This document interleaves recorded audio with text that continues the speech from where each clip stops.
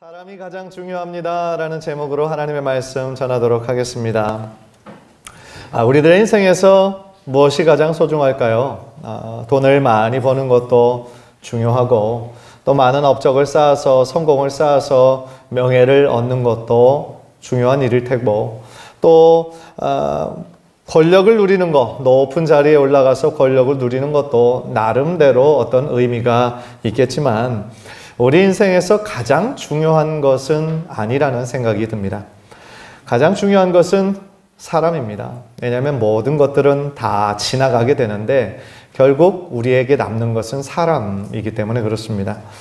한 사람이 돈을 아무리 많이 벌었어도 그것을 그저 자신만이 움켜쥔 인생, 절대로 주변의 사람들에게 나누지 않은 인색한 삶을 살았다고 한다면 그 인생은 잘 살아낸 인생이라고 말하기는 어렵습니다. 왜냐하면 그 사람 주변에는 그를 진정으로 위해주고 사랑해주는 사람이 그다지 많지 않기 때문에 그렇습니다. 그러나 반대로 그 사람이 소유는 별로 많지 않았어요. 그러나 많은 사람들에게 선한 영향력을 주고 또 다른 사람들의 인생에 어떤 지표가 된 삶을 살았다면 그것은 그 사람 성공한 인생이고 잘 살아낸 인생이라고 말할 수 있겠습니다.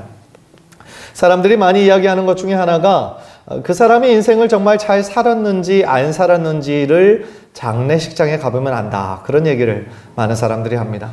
실제로 그런 것 같아요. 장례식장에 가면 어떤 분들은 참 초라한 그런 장례식도 있는 반면에 어떤 분들은 정말 많은 분들이 와서 함께 슬퍼하고 추모하는 그런 장면을 본 적이 있습니다. 그래서 고인이 어떤 삶을 살았는지는 제가 보지는 못했지만 이런 삶을 사셨구나, 참 성공한 삶을 사셨구나, 그런 생각을 갖게 합니다. 그렇다면 우리 크리스찬들은 어떤 삶을 살아야 할까요? 크리스찬으로서 우리들의 신앙의 목표는 예수님을 닮아가는 것입니다. 공생의 사역 기간 동안 예수님께서 어떤 삶을 사셨는가를 우리가 곰곰이 말씀을 통해 살펴보면 우리도 이런 삶을 살아야 하는구나 라는 어떤 생각을 갖게 한다라는 것입니다. 예를 들어 예수님은 단 한 번도 어떤 물질이나 소유에 욕심을 내신 적이 없으세요. 그리고 심지어 그의 사역 기간 동안 거처하는 집도 없으셨어요. 만약에 예수님이 그냥 지금 사람들이 추구하는 인기나 어떤 권력이나 명예를 추구하고자 하셨다면 얼마든지 그럴 수 있으셨어요. 왜냐하면 예수님 주변에는 늘 수많은 사람들이 따라다녔었거든요. 왜냐하면 예수님이 병든 자를 고쳐주신다, 예수님만 찾아가면 귀신도 쫓아내진다, 이러한 소문들이 나니까 그 시대에 어떤 미디어가 있었습니까? 어떤 광고가 있었습니까? 그런 거 하나도 없어도 예수님이 어떤 지역에 오신다라는 소문만 나면 그 지역에는 수많은 사람들이 군집해 있었던 거예요. 그러니까 예수님께서 정말 이 많은 사람들을 모아서 어떤 하나의 권력으로, 힘으로, 자신의 어떤 세력으로 남기려고 하셨다면 얼마든지 그럴 수 있으셨다는 거예요. 그런데 신기한 것은 무리들이 그렇게 많이 모여서 예수님을 칭송하고 어떤 경우에는 자신들의 왕으로 삼으려고 주님을 붙잡으려고 할 때마다 주님은 그 자리를 호련히 피하셨어요. 무리들이 찾는 그것을 피하시고 혼자 기도하러 산으로 이렇게 올라가셨던 것을 우리는 보게 됩니다. 왜 그러셨을까요? 예수님께서는요, 돈이나 어떤 명예나 권력으로는 하나님 나라의 사역이 펼쳐질 수 없음을 너무나 잘 알고 계셨기 때문에 그랬습니다. 예수님께서 진짜로 중요하게 생각하신 것이 하나 있었어요. 그것은 뭐냐면 하나님 나라의 중요한 사역을 위해서 그의 공생의 3년 내내 투자하신 것이 한 가지 있었는데 사람이었어요. 사람. 예수의 헌신된 사람을 키워내는 일에 그의 모든 3년 동안의 사역을 집중적으로 투자하신 거예요. 그래서 예수님의 12제자가 어떻게 보면 예수님의 공생의 사역의 결정체였던 거예요. 그러나 12명 생각해 보면 몇 명 안 되잖아요. 남기려면은 수천 명, 수만 명, 수십만 명도 남길 수 있었을 텐데 왜 12제자만 선택하셨을까요? 그 12제자를 통하여서 어떻게 됐습니까? 복음이 전파가 되었어요. 이스라엘을 넘어서 전 세계에 복음이 전파되었고 각 지역마다 교회가 세워졌고 하나님의 나라의 천국의 복음이 그 제자들을 통해 전 세계에 흩어퍼질 수 있었다라는 것은 예수님의 그 생각과 예수님의 그 마음이 맞았다라는 것을 우리들에게 가르쳐주고 계시는 것이죠. 오늘 본문은 예수님께서 제자들을 부르시는 장면이 나옵니다. 제자들을 부르시고 제자들에게 자신을 따를 것을 요청하고 계세요. 그래서 오늘 말씀을 통하여서 다시 한번 우리도 예수님께서 부르시고 계시는데, 제자로 부르시고 계시는데 우리가 그 부르심에 어떻게 응답할 것인지 다시 한번 우리들의 마음에 진지하게 생각하고 믿음으로 결단하는 큰 은혜가 있기를 주님의 이름으로 간절히 축원합니다. 제일 먼저 발견하는 예수님의 모습은요, 주님이 먼저 우리를 찾아오셨다라는 거예요. 주님이 먼저 우리를 찾으셨어요. 본문은 아니지만 1절, 2절을 읽어보면 예수님께서 게네사렛 호숫가, 갈릴리, 똑같은 말이에요. 갈릴리 호숫가 거기에서 한 배를 예수님은 보고 계셨어요. 그곳에는 시몬 베드로가 밤새 고기를 잡으려고 노력을 했지만 허탕을 치고 허망한 그런 마음으로 그 그물을 정리하고 있었어요. 갈릴리 호수에 많은 배들이 있었겠지만 예수님의 시선은 오직 그 배에 집중하고 계셨던 거예요. 예수님은 전지하신 분이시기 때문에 이미 아셨을 거예요. 베드로의 마음이 얼마나 지금 허망한지, 밤새도록 수고했지만 얻은 것은 하나도 없는 그 상태가 바로 예수님께서 그를 부르시기에 가장 좋은 때라는 것을 알고 계셨을 거예요. 그래서 3절을 보면 예수께서 이제 그 배에 오르십니다. 그 배에 오르시고 그 배는 시몬의 배라 육지에서 조금 떼기를 청하시고 앉으사 배에서 무리를 가르치시더니 라고 했습니다. 언제나 무리들이 따라오니까 그 배에 오르셔서 무리들과 조금 거리를 두기를 원하셨어요. 거리를 두시고 이제 무리들에게 말씀을 전하시는 거예요. 물론 1차적인 목적은 무리들에게 말씀을 가르치시기 위함이었지만 더 근본적이고 중요한 목적은 그 배의 주인인 베드로를 제자 삼기 위한 목적이 있으셨어요. 그런데 이 장면을 한번 곰곰이 생각해 보면은요, 이 우주 만물을 지으신 창조주세요. 하나님이세요. 그런데 그 하나님의 아들이 인간을 직접 찾아서 오셔서 제자로, 자신의 제자로 부르셨다는 사실이 얼마나 큰 놀라운 사건인지 몰라요. 예를 들어서 이 지역의 국회의원이나 혹은 서울시장이 지금 민생 현황을 직접 살피겠다고 여러분들을 찾아오셨다라고 생각해 보세요. 이 교회에 지금 방문했다라고 생각해 보세요. 얼마나 큰 일입니까? 아마 우리는 정말 너무 좋아하고 너무 또 깜짝 놀랄 만한 일일 거예요. 왜 이렇게 바쁜 분이 어떻게 나를 찾아왔어? 어떻게 우리 교회를 찾아왔어? 이렇게 생각할 거예요. 군대 갔다 오신 분들은 사단장 별이 그 지역 순찰한다 그러면 그 전날부터 청소하고 광을 내고 그러느라고, 그렇죠? 정신이 없죠. 그런데 더 나아가 만약에 이 나라의 최고의 지도자인 문재인 대통령이 지금 여러분을 찾아왔다면 아마 깜짝 놀랄 겁니다. 어떻게 한 나라의 대통령이 나 같은 보통 사람을 찾아왔을까? 우리는 아마도 꿈인지 생시인지 아마 어안이 벙벙할 겁니다. 옛날 조선시대에는 임금이 그 길을 지나간다라는 그 말만 나오면 며칠 전부터 그 길을 닦고 준비하고 왕이 지나갈 길을 이렇게 준비했다라고 그러죠. 그리고 지나간 길에 이름을 붙여서 야, 이 길이 임금님이 지나갔던 길이야. 그것을 기념한다라고 그래요. 요즘에도 어떤 식당에서 대통령이 이 식당에서 점심을 드셨다더라, 저녁을 드셨다더라, 그런 것이 있으면 막 사진도 찍어놓고 그 식당을 홍보하는 그런 일도 있더라고요. 그런데 한 나라의 대통령도 정말 높은 사람이지만 대통령과도 비교할 수 없는 하나님의 아들인 예수님이 죄인들인 우리를 위해서 직접 찾아오셨다라고 하니 사실은 얼마나 놀라운 일입니까? 하늘의 영광과 권세를 다 내어버리고 하나님께서 직접 인간이 되셨잖아요. 성육신 하셨잖아요. 얼마나 놀라운 일입니까? 여러분들 표정을 보니까 하나도 안 놀라시지만 진지하게 생각해 보시면 야, 어떻게 이런 일이 있을 수 있는가라는 생각이 드는 거죠. 한동안 기독교 베스트셀러였던 레디컬이라는 책이 인기가 있었어요. 레디컬. 그 책도 저를 읽었는데 그 책의 저자인 데이빗 목사님이 있는데 자신들이 다른 종교 지도자들과 대화를 나눴던 그런 장면을 소개한 적이 있어요. 무슬림 지도자하고 불교 지도자가 그 자리에 한 자리에 모였고 자신은 기독교 지도자의 대표로 이렇게 모였다라고 합니다. 모여서 이제 종교에 대해서 이야기하는데 무슬림 지도자하고 불교 지도자가 그런 얘기를 하더라는 거예요. 하나님을 찾는 방법만 다를 뿐이다. 절대자, 신, 하나님은 한 분인데 결국 모든 종교가 추구하는 그분은 동일한 분일 것이다. 이제 이런 얘기를 했다는 거예요. 그러니까 종교다원주의자들이 흔히 설명하는 것이죠.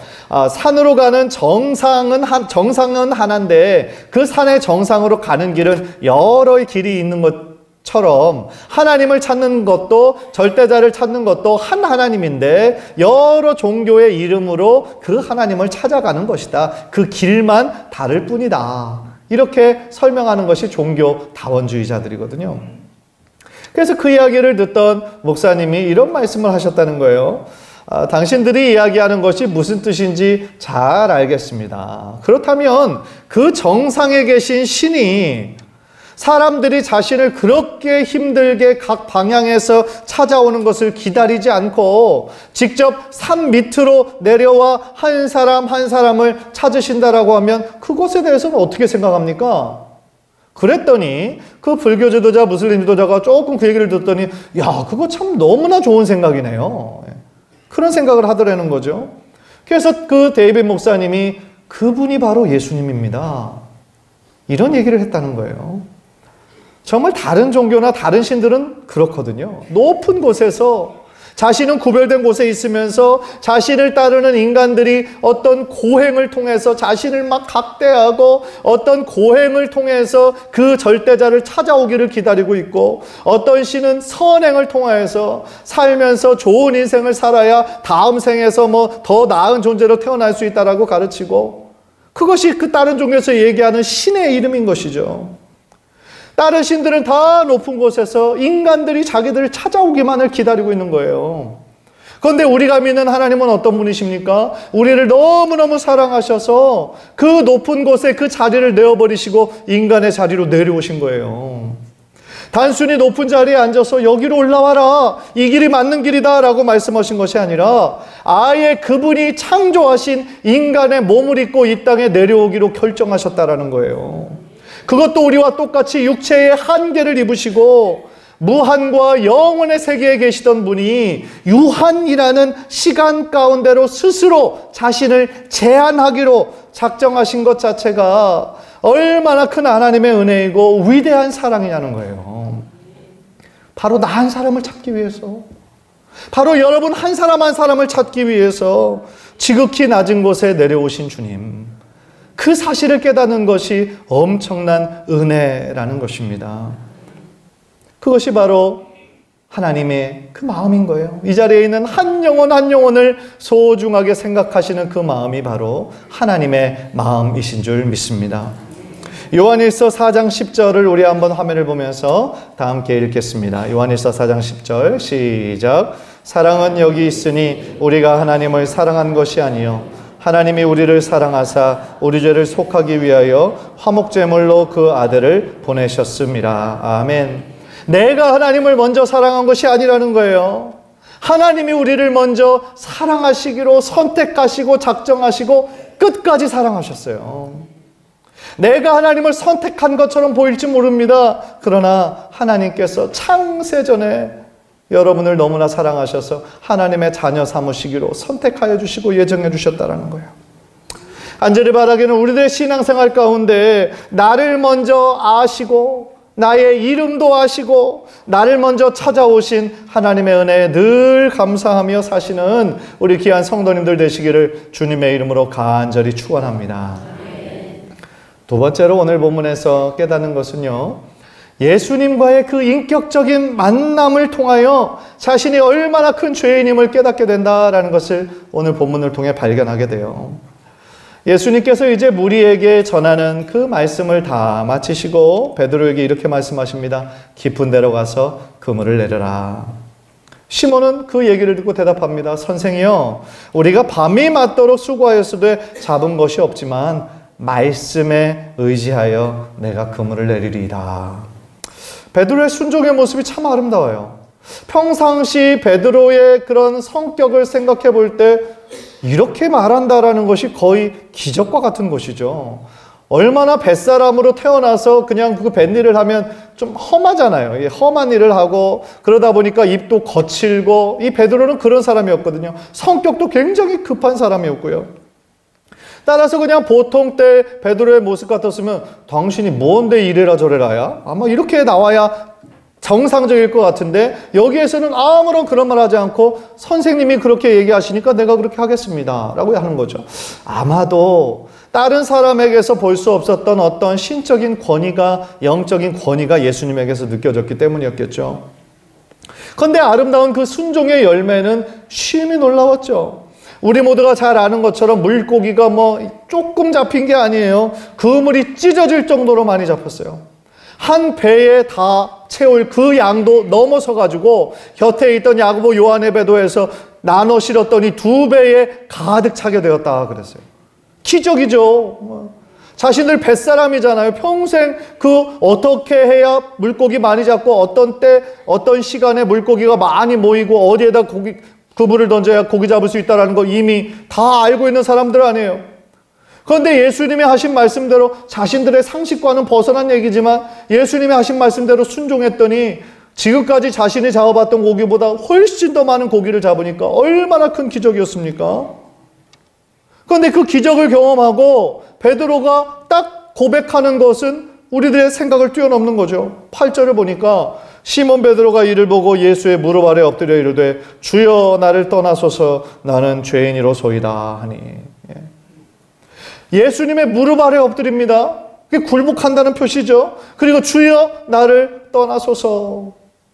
하나님의 아들인 걸로 알았다면 자신을 떠나는 것이 아니라 오히려 더 자신을 좀 위해 달라고 세워달라고 해야 마땅한 거 아니에요? 그런데 베드로는 주여 나를 떠나소서 라고 얘기합니다. 이 호칭도 갑자기 변했어요. 5절에서는 예수님을 선생이여 라고 불렀는데 지금 방금 본문에서는 예수님을 주여 라고 부르는 것이죠. 무슨 뜻인가요? 선생이라는 단순한 존칭을 넘어서서 이분이 특별한 분이구나, 이분이 하나님이 보내신 분이구나 라는 것을 직감했다라는 거예요. 그래서 그 기적을 통하여 하나님의 거룩한 영광을 보았기 때문에 그렇게 고백하면서 동시에 하나님의 거룩한 영광을 보니까 자신의 너무나 연약하고 죄 많은 모습이 보여서 하나님 앞에 주여 나는 엄청난 죄인입니다, 나를 떠나세요 라고 그렇게 얘기했다라는 겁니다. 죄인이 하나님을 만나게 되면 지극히 작고 연약한 우리 인간, 우리들의 마음속에 온갖 악한 생각과 세상적인 것들로만 가득 차 있는 인간이 그 크시고 거룩하신 하나님을 만나면 그 하나님의 그 빛의 영광을 보게 되면 우리 안에 얼마나 죄가 많은 인간인지 우리 안에 죄성을 보게 된다라는 것이죠. 이사야 6장에서도 거의 비슷한 고백이 나와요. 구약의 선지자 이사야가 하나님의 그 크신 영광을 보았을 때 그는 6장 5절에서 이렇게 반응을 합니다. 화로다 나여 망하게 되었도다. 나는 입술이 부정한 사람이요 나는 입술이 부정한 백성 중에 거하면서 만군의 여호와이신 왕을 배웠음이로다. 무슨 얘기예요? 하나님을 뵙게 됐다라는 거 좋은 일이잖아요. 그러나 구약의 사람들은 그렇게 생각하지 않았어요. 자신들은 너무 죄인이기 때문에 하나님을 자신의 눈으로 보면 그 순간 죽는다라고 생각했어요. 그러니까 자신이 지금 하나님을 직접 봤으니까 나는 이제 죽은 목숨이구나 이렇게 생각했던 것이죠. 마찬가지입니다. 우리가 어둠 가운데 있을 때는 우리가 죄인인 줄 잘 몰랐어요. 그저 다른 사람들도 이렇게 똑같이 사니까 나도 그냥 이 정도로 사는 것이 괜찮구나, 양호하구나, 이 정도면 잘 사는 거지 뭐 라고 하고 그렇게 살았어요.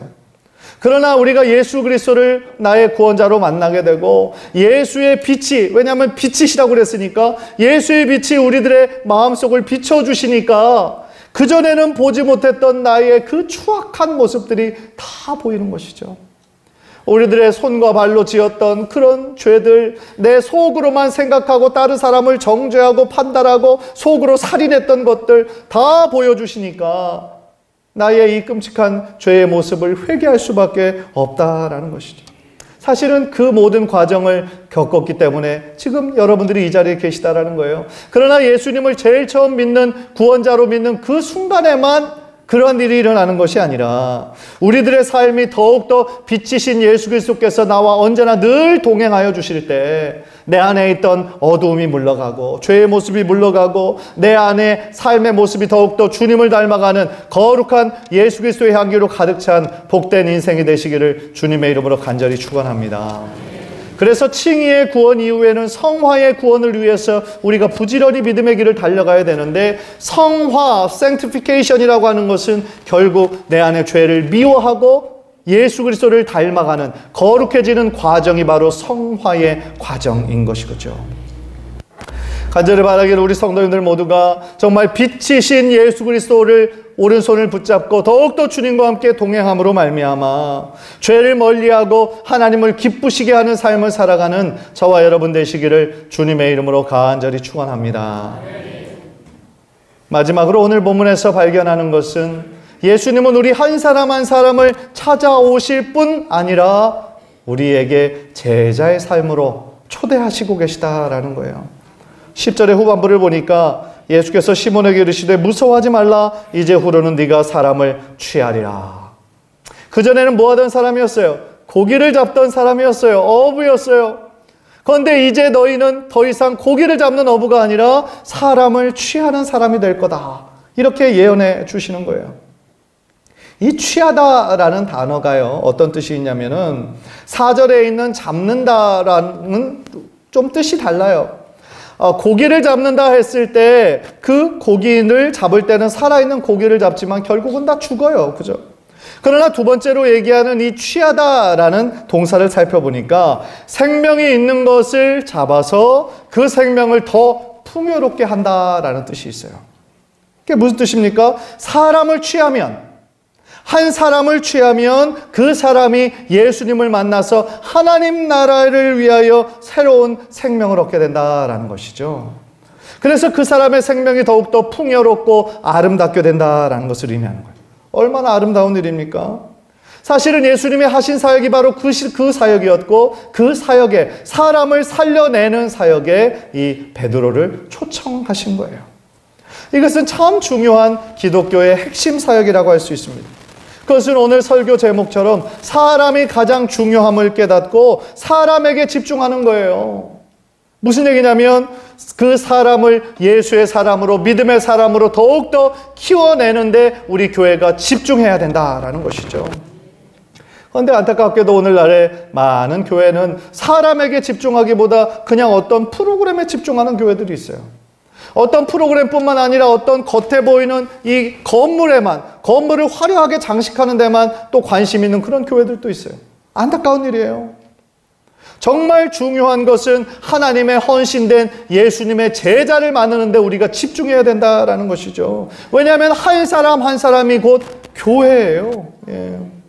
그래서 우리 교회에 주신 사명은 뭡니까? 우리의 다음 세대들을, 우리 자녀들을 믿음의 세대로 키워내는 것에 하나님께서 우리들에게 사명을 주셨다는 것을 기억하고 그 일에 우리가 집중해야 할 줄 믿습니다. 지난 주일날 우리 아이들과 학부모들이 이 강단에 나와서 특송을 했어요. 그래서 주님 안에서 우리 아빠와 엄마와 우리 자녀들이 어떤 삶을 살아야 되는지 믿음으로 고백을 했죠. 저도 함께 찬양을 했지만 참 마음이 벅차고 기뻤어요. 아마도 여러분들도 동일한 감동을 아마 받으셨을 것이라는 생각을 합니다. 제가 여러분들 표정을 보니까 모두가 다 행복한 표정을 하고 계시고 또 몇몇 성도님들의 눈에는 막 눈물이 그렁그렁 맺혀 있는 것을 제가 보았어요. 그렇습니다. 우리에게 주신 마지막 사명은 우리의 자녀들을, 정말 믿음의 자녀들로 잘 키워내는 거예요. 우리들 자녀들이 지금 장성했다라고 한다면 지금 이곳에 속한 우리 어린 자녀들, 우리 청년들에 이르는 모든 자녀들이 더욱더 강한 믿음의 사람으로 여호수아와 같은 믿음의 세대로 자라는데 더욱더 우리가 집중하고 투자해야 되는 것이 우리들에게 남겨주신 사명이라는 거예요. 바로 그런 사명을 우리가 잘 감당할 때에 하나님께서 우리 교회의 모든 상황을 기뻐하시고 더 많이 축복해 주시고 더 많이 부흥시켜 주실 줄 믿습니다. 또 하나 중요한 것이 있어요. 이제부터는 사람을 취하라고 하는 하나님 예수님의 명령을 들었을 때 그 제자들은 그 말씀을 듣고 곧바로 순종했다라는 것이죠. 모든 것을 버려두고 예수를 따랐다라고 얘기하고 있어요. 11절에 그 말씀이 있죠. 그들이 배들을 육지에 대고 모든 것을 버려두고 예수를 따르니라. 예수를 따르는 데 있어서 조금 더 주저함이 없어요. 어부로서 그들의 삶 가운데 가장 큰 재산이 뭐겠어요? 배죠, 배. 그물이에요. 그리고 방금 엄청난 고기를 잡아서 두 배에 나눠서 꽉 실었잖아요. 그럼 예수님 불렀다고 한다면 이거 좀 다른 사람한테 좀 부탁하고 좀 팔아가지고 뭐 그런 말 할 수도 있잖아요. 그런데 예수님의 말씀을 듣자마자 그 나를 따르라는 초청을 듣자마자 그들은 모든 것을 버려두고 예수님을 따르는 거예요. 제자들의 믿음의 이 결단은 우리들에게 참 많은 도전을 주는 거죠. 즉 예수님을 따른다라고 하는 것은 세상의 것을 동시에 붙잡는 것이 아니다라는 것을 우리들에게 가르쳐 주시는 거예요. 세상의 것을 구하면서 예수님과 그의 복음을 위해 살 수 없다는 거예요. 예수님의 제자가 되려고 한다면 우리들의 삶의 목적이 예수 그리스도와 하나님 나라를 위해서 다시 한번 헌신해야 된다라는 것을 말씀해 주시는 것이죠. 사실 이 말씀 나를 따르라고 하는 것은 꼭 목사들이나 선교사들에게만 주신 말씀이 아니에요.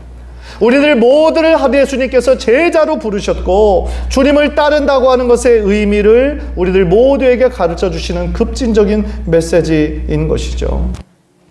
성경 어디에도 주님을 따른다고 하는 것이 넓은 길, 편안한 길이라고 말씀하신 적이 한 구절도 없어요.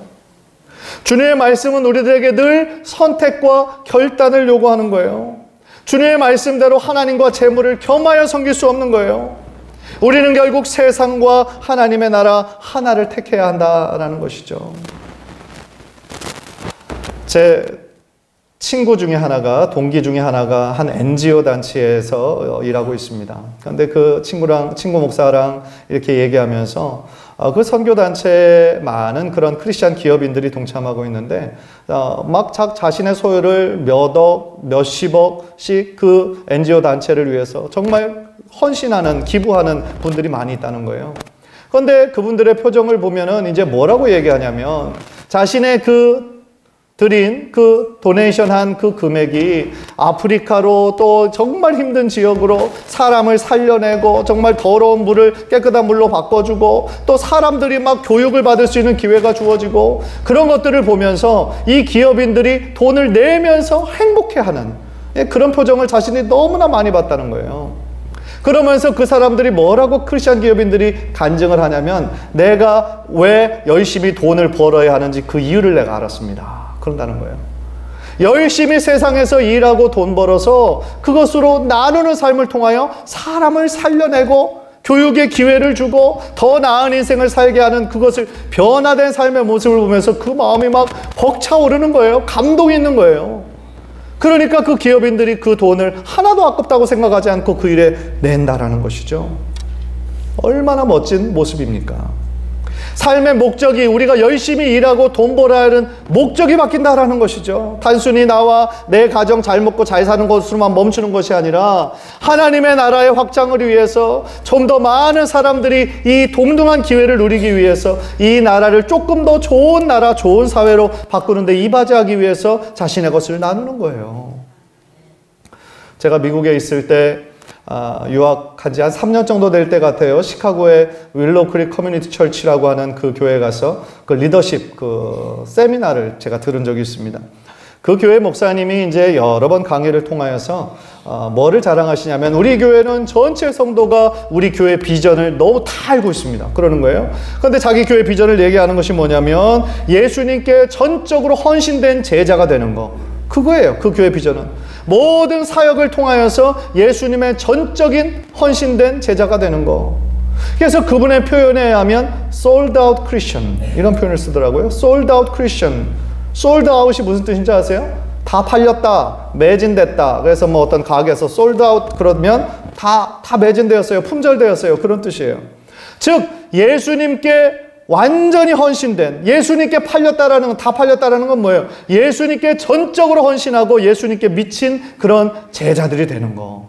그게 그 교회의 비전이더라고요. 참 멋져 보였습니다. 사랑하는 성도 여러분, 우리도 정말 예수님의 부르신 그 부르심대로 예수님께 전적으로 헌신한 귀한 제자들 되시기를 주님의 이름으로 간절히 축원합니다. 그런데 많은 성도들이 썬데이 크리스찬으로만 살아가요. 즉 주일 하루만 크리스찬이고 그냥 6일은 내 마음대로 그냥 비기독교인하고 똑같이 살아간다면 얼마나 가슴 아픈 일입니까? 예수님은 십자가 위에서 우리들에게 자신의 모든 것을 주셨어요. 자신의 생명을 주셨고 마지막 남은 피 한 방울까지 우리의 죄를 사하시기 위해서 모든 것을 주셨는데 우리는 겨우 썬데이 크리스찬으로 살면 되겠습니까?